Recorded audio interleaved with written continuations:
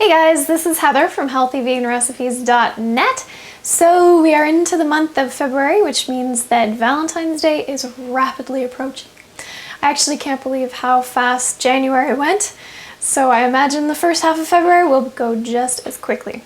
Anyway, I wanted to show you a recipe that you could make for a date night for that someone special, and I've got it started already. What I've done is I've got a really big beet that I peeled and chopped up into fairly small pieces.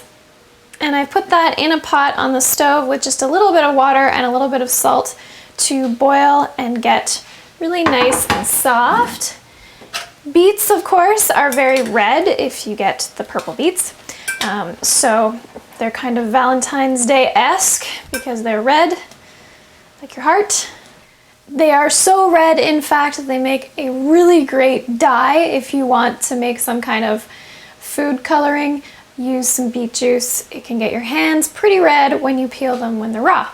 All right, with my beet, I'm going to add some light vegetables. Now, the reason I'm doing this is because if it's date night, I'm assuming that you don't want to be eating something like beans, getting some gas. That is not a good scene for a date night. So I'm gonna pair it with some kale, some fresh kale, and some zucchini.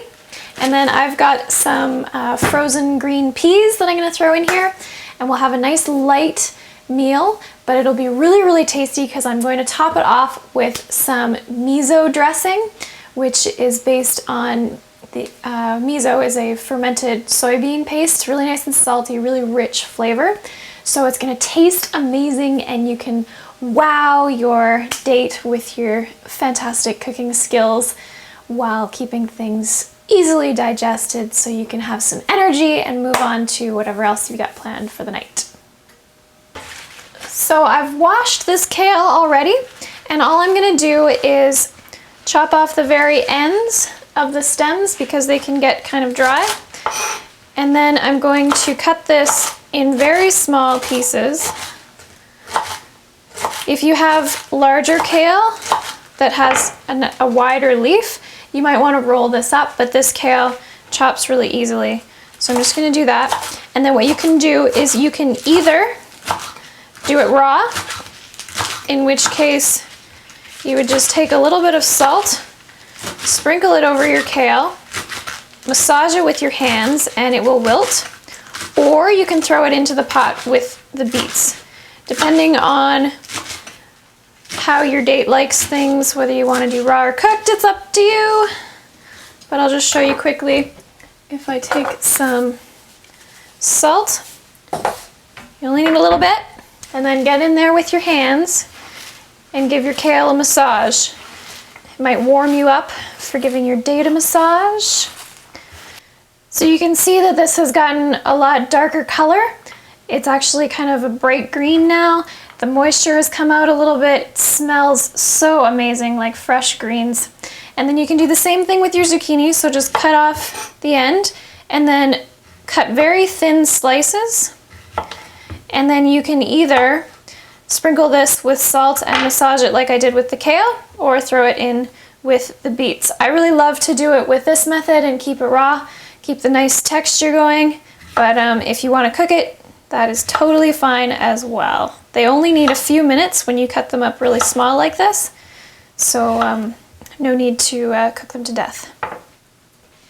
One thing I will throw in with my beets are the frozen peas. No one likes to have something frozen in with their hot beets. Although frozen peas make an excellent snack if you're ever feeling like something to munch on, just grab a handful of peas out of the freezer and excellent. My mom used to give me a little cup of frozen peas when I was little. So let the peas heat up for a little bit. You can get your dressing together. I've done a video for you on that before, so I'll post a link to the dressing. Then you just need to toss it all together, drizzle it with some dressing, get it on a plate, and you are all set for a beautiful Valentine's meal. It's always nice to light some candles, of course. And yeah, so quick, easy, healthy, and really tasty. All of my favorite things in one. And you can use this to impress your Valentine with your skills in the kitchen, as well as your super healthy eating habits. So I hope you enjoy and have fun with this recipe. It does really well with any kind of combination of vegetables. I started with the beets because they're red for Valentine's Day, but check out what's in your fridge and give it a try. And I will see you next time.